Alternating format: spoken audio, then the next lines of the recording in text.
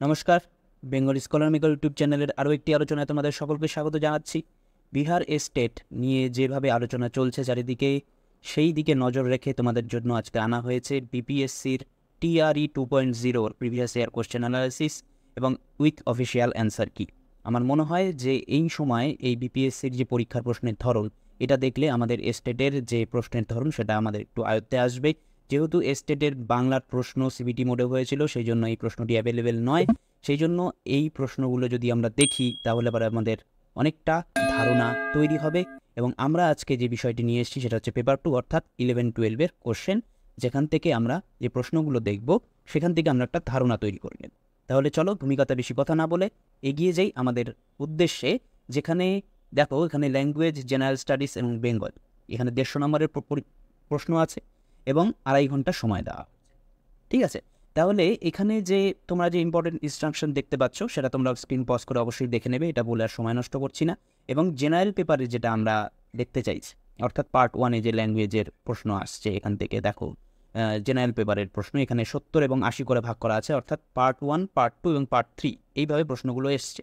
Part 1-এ যে প্রশ্নগুলো আসছে সেখানে আমাদের ইংরেজি গ্রামার টাইপের, জেনারেল স্টাডিজ টাইপের এরকম প্রশ্ন আসছে। পার্ট 2তেও জেনারেল স্টাডিজ জিকে থাকছে, রিজনিং, ম্যাথ এগুলো থাকছে। এবং তারপরে আমাদের একদম বাংলা বিষয় চলে আসছে। সেই জন্য আমি একেবারে এগুলোকে স্ক্রল করে যাচ্ছি। তোমাদের জেনারেল পেপার আমাদের মেন উদ্দেশ্য বাংলা বিষয়টাকে দেখানো, সেই জন্য আমি এই জায়গাগুলোকে স্ক্রল করে যাচ্ছি। তোমরা স্ক্রিনটা পজ করে অবশ্যই কিন্তু দেখে নেবে। দেখো, হিন্দি থেকেও কিন্তু প্রশ্ন এসছে। ঠিক আছে, তাহলে আমি একটু স্ক্রল করে ধীরে ধীরে স্ক্রল করে নিচ্ছি যাতে তোমাদের স্ক্রিনটা পজ করতে সুবিধা হয়। এবং উত্তরগুলো কিন্তু অ্যান্সার কি একদম মার্ক করা আছে হলুদ কালি দিয়ে, তোমরা কিন্তু অ্যান্সার কিগুলো অবশ্যই সেখান থেকে দেখে নেবে। দেখো 17 থেকে প্রশ্ন এখানে শুরু হয়েছে, তোমরা স্ক্রিনটা পজ করে এখানে অবশ্যই দেখতে পারো। আমি স্ক্রিনটা স্ক্রল করে যাচ্ছি তোমাদের জন্যই। আমরা যখন একদম বাংলায়, দেখো পার্ট 2 প্রশ্ন চলে এসছে, জেনারেল স্টাডিজ থেকে এখান থেকে প্রশ্ন এসছে। এখানে অঙ্ক আছে, ম্যাথ আছে, রিজনিং আছে, সবই এখানে পাবে। এবার এই জেনারেল স্টাডিজের যে পার্টটা, এখানে আমরা ইংরেজির হিন্দি ভার্সনও এখানে আমরা পাচ্ছি, আমাদের অসুবিধে নেই। ঠিক আছে, আমাদের পুরো প্রশ্নটাই তোমাদের দেখাচ্ছি আজকে, যাতে তোমাদের একটা ধারণা তৈরি হয়। দেখো 36 থেকে যে ইংরেজিতে প্রশ্নটা এসছে, আবার পরের পেজেই কিন্তু 36 থেকে আবার হিন্দির ভার্সনটা এসছে। আমরা ইংরেজিতে যদি না বুঝতে পারি তাহলে আমরা হিন্দিটাও কিন্তু দেখতে পারি, কারণ আমরা ইংরেজির থেকে হিন্দিতে একটু বেশি সরগরম হই সাধারণত বাংলার যারা সাহিত্যের স্টুডেন্টরা রয়েছি। এখানে লজ্জারও কিছু নেই, যেহেতু আমাদের ইংরেজিটা চর্চার মধ্যে নয়, আমরা যে ইংরেজি বুঝি না এমনটা নয়, যেহেতু চর্চার বিষয় নয় আমাদের। হিন্দিটাও চর্চার বিষয় নয়, কিন্তু হিন্দিতে আমরা সিনেমা, নানা রকম পত্রপত্রিকা পড়ে থাকি, আমরা বুঝি, অনেকটাই বুঝি এবং লিখতেও অনেকে হয়তো পারি। সেই জন্য আমরা এই জায়গাগুলো পরীক্ষার সময় অবশ্যই কিন্তু দেখে নেই। ঠিক আছে, আমি স্ক্রল করে যাচ্ছি, তোমরা কিন্তু অবশ্যই এখান থেকে এইভাবে দেখবে। কেমন? তাহলে আমরা 54 নম্বর প্রশ্নে চলে এসেছি। 52-53 হিন্দি ভার্সন তোমরা দেখতেই পাচ্ছ। আমাদের প্রশ্ন শুরু হবে 71 থেকে, অর্থাৎ বাংলার 71 থেকে প্রশ্ন শুরু হবে এবং সেটাই আমরা এখানে আলোচনা করব। কেমন?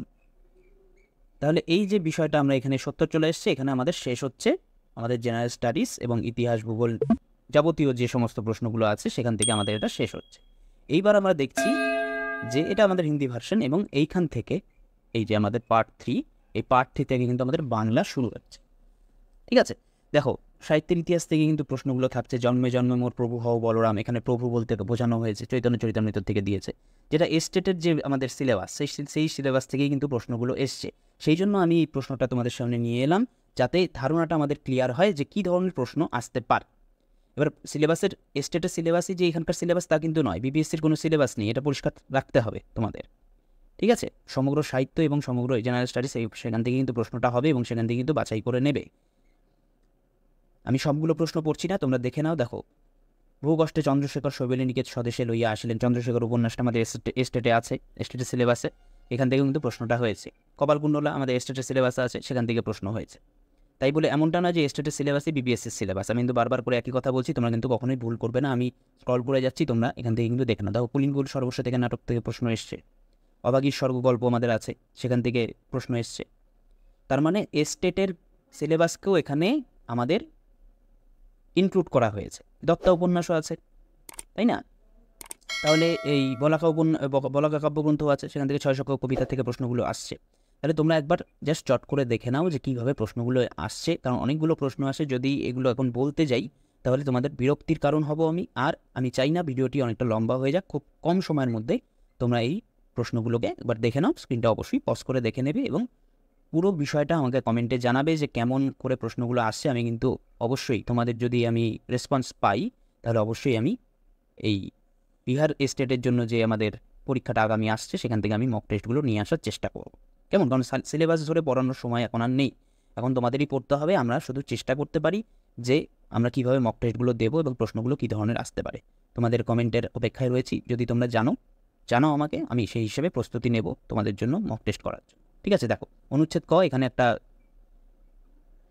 এই আনসিন এসছে এবং এই আনসিনটা পড়ে তোমাদের এই প্রশ্নগুলো করতে হবে। কত অবধি প্রশ্ন করতে হবে? 86 থেকে 90। ঠিক আছে, তোমাদেরকে আমি এখানে দেখিয়ে দিচ্ছি। ঠিক আছে, তারপরে যে বিষয়টা এসছে অনুচ্ছেদ খ, এই অনুচ্ছেদ খ এর মধ্যে দেখো একটা কবিতা দিয়েছে, কবিতার লাইনের মধ্যেও কিন্তু এটা তোমাদের পড়ে ভালো মতো বুঝতে হবে। তারপরে এখান থেকে এই দেখো 91 থেকে 95 অবধি প্রশ্নটা করতে হবে, অর্থাৎ অনেকগুলো এখানে আনসিন আছে। ঠিক আছে, অনুচ্ছেদ গ তার মানে 3 নম্বর আনসিন আমরা দেখতে পাচ্ছি। প্রত্যেকটার থেকে 5টা করে প্রশ্ন আমাকে পড়তে হবে, 5টা এখানে আনসিন আছে। আমরা 3-এ যাচ্ছি। এই যে 4 নম্বর আনসিন, এই 4 নম্বর আনসিনটা আমরা পড়বো। এই 4 নম্বর আনসিনটা পড়ার পরে আমরা 5 নম্বর আনসিনেও যাব। এই যে 5 নম্বর আনসিন অনুচ্ছেদ ম, ঠিক আছে, 106 থেকে 110। এমন তাহলে এই যে প্রশ্নগুলো আমরা দেখতে পাচ্ছি এখান থেকে তোমরা পড়ে এই প্রশ্নগুলো করবে। বিষয়টা হচ্ছে যে প্রশ্নটা কোথা থেকে এসছে, এখান থেকে আমাদের মেন প্রশ্নটা শুরু হচ্ছে। যে প্রথম ধাপে তো গেল আমাদের স্টেটের যে প্রশ্নগুলো এসছে সেগুলোর থেকে, তারপরে আমাদের অনুচ্ছেদ গেল, আনসিন গেল, তারপরে প্রশ্নটা দেখো পুরো ব্যাকরণ বেসিস। কিন্তু তোমরা দেখতেই পাচ্ছ এখানে পুরো 112 থেকে শুরু হচ্ছে আমাদের ব্যাকরণ বেসিসে। সব প্রশ্নই ব্যাকরণের অন্তর্গত, সেই জন্য ব্যাকরণটাকে কিন্তু আমাদের ভালো মতো গুরুত্ব দিতে হবে। ঠিক আছে, দেখো আমি স্ক্রল করে যাচ্ছি, তোমরা অবশ্যই দেখে নাও উইথ অ্যান্সার কি, অফিসিয়াল অ্যান্সার কি, এটা কোনো অসুবিধা নেই, একদম অফিসিয়াল অ্যান্সার কি অনুযায়ী আছে এবং সবগুলো কোশ্চেনই আমি যতটুকু দেখেছি রিসার্চ করে সবগুলো মোটামুটি ঠিক আছে। এবার তোমরা কিন্তু সেটা ভালো মতো দেখে নেবে। আমি জাস্ট স্ক্রল করে চলে যাচ্ছি। তোমরা যদি চাও আমরা পরবর্তীতে এর যে 9-10-এর প্রশ্ন আছে সেটাও নিয়ে আসবো, এবং টিআরই 1.0 যে প্রশ্ন হয়েছিল এর আগের পরীক্ষাটাতে, তার মানে 2.0 পরীক্ষার আগে যে বিপিএসসি পরীক্ষাটা ছিল ওটারও কিন্তু প্রশ্ন আছে, এবং ওটারও প্রশ্নের মধ্যে কিন্তু 150টা ছিল না, তখন 120টাতে নেওয়া হয়েছিল, এবং এই 2.0-তে কিন্তু একটু কঠিন করা হয়েছে। 3.0-তে কেমন করে প্রশ্ন করা হবে সেটা কিন্তু কেউ জানে না, কারণ প্রতিবার টিআরই চেঞ্জ করা হচ্ছে প্রশ্নের প্যাটার্নে। ঠিক আছে, দেখো আমরা 132 নম্বর প্রশ্নে চলে এসেছি এবং পাশাপাশি 137 এইভাবেও আছে। একেবারে আমরা 140কে কভার করব, 141কে আমরা কভার করলাম। তোমরা কিন্তু অবশ্যই স্ক্রিনটা পজ করে দেখবে। ঠিক আছে, তারপরে দেখো প্রতিপাদিক বলা হয় কাকে, কুশল শব্দটি কাকে বলা হচ্ছে, পোশাক পরিচ্ছদ শব্দটি, যুগ শব্দের শব্দদ্বৈত, এরকম করে কিন্তু খুব, আর দেখো 5টা করে কিন্তু অপশান আছে। আমাদের রাজ্যের মতো নয় যে 4টা অপশান আছে 4টার মধ্যে কোনোটি নয়, এরকম না। এখানে কিন্তু অনেক প্রশ্নের উত্তরও কিন্তু এরকম হচ্ছে যে উপরের কোনোটিই নয়। দেখো লক্ষ্মী শব্দে উপধা হলো ইকার যুক্তক্ষ ল, উপরিউক্তের মধ্যে একের অধিক, উপরের কোনোটি নয়। দেখো উপরের কোনোটি নয় কিন্তু অপশানে আছে। ঠিক আছে, আবার প্রত্যয়কে শব্দকে নামপদে পরিণত করে, প্রত্যয় এক শব্দ থেকে অন্য শব্দ তৈরি করে, ধাতু থেকে শব্দ তৈরি করে, উপরিউক্তগুলোর মধ্যে একের থেকে অধিক। তার মানে এখান থেকে দুটো অপশান আছে, ধাতু থেকে শব্দ তৈরি করে আর শব্দকে নামপদে পরিণত, এক শব্দ থেকে অন্য শব্দ তৈরি করে। তার মানে এই দুটো কিন্তু আমাদের যেহেতু অপশান, সেহেতু আমাদের উপরিউক্তগুলোর মধ্যে একের থেকে অধিক এরকমগুলো কিন্তু আমাদের বলতে হবে, সেটাও কিন্তু আমাদের মাথায় রাখতে হবে। ঠিক আছে, সেটা স্টেটেও কিন্তু এরকম ধরনেরই প্রশ্ন হবে 5টা অপশান দিয়ে। এই হচ্ছে আমাদের শেষ হলো 150টা প্রশ্ন দিয়ে। ঠিক আছে, আশা করি তোমাদের এই জিনিসটা পুরোটা কমপ্লিট হবে। তোমরা যদি, আমি স্ক্রল করে দিয়েছি, তোমরা অবশ্যই স্ক্রিনটা পজ করে দেখবে।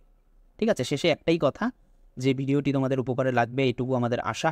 বিহার স্টেট ও বিপিএসসির যে বাংলা বিষয় খুব শীঘ্রই আমরা মক টেস্ট নিয়ে আসবো, যেটা আমি আগেও বললাম। সেই জন্য আমাদের চ্যানেলটিকে সাবস্ক্রাইব করা খুব প্রয়োজন, কারণ চ্যানেলটি যদি সাবস্ক্রাইব করে রাখো তাহলে অবশ্যই আমাদের এই আপডেটগুলো তোমরা সঙ্গে সঙ্গে পাবে। শেষ পর্যন্ত থাকার জন্য সকলকে ধন্যবাদ জানাচ্ছি। দেখা হবে এরকমই কোনো আলোচনা নিয়ে পরের ভিডিওতে। তোমরা কমেন্টে আমাকে জানাও, ভিডিওটি লাইক করো, শেয়ার করো, এবং তোমাদের বন্ধুবান্ধবের সঙ্গে ভাগ করে যদি নাও তাদেরও জানার উপকার হবে, এবং আমারও ভালো লাগবে যে ভিডিওটি আমার দ্বারা অনেকেই উপকৃত হওয়ার সম্ভাবনা থেকে যায়। ঠিক আছে, আজকে শেষ করছি, দেখা হবে পরের কোনো ভিডিওতে। ততক্ষণ ভালো থেকো, সুস্থ থেকো।